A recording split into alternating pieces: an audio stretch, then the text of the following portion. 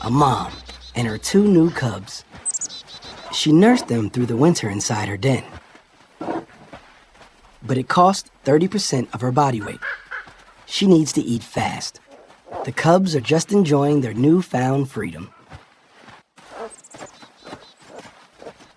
A snow day. It's the ultimate cure for cabin fever. Gotcha.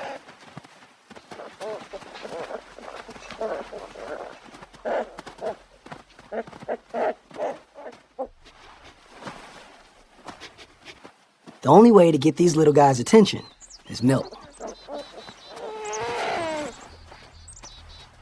Out of the den, their intake quadruples. They'll need over a half gallon a day. To keep the family fed, she follows her nose. 2,000 times more sensitive than ours.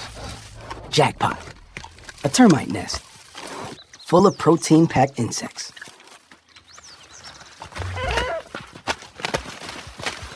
It's their first taste of solid food.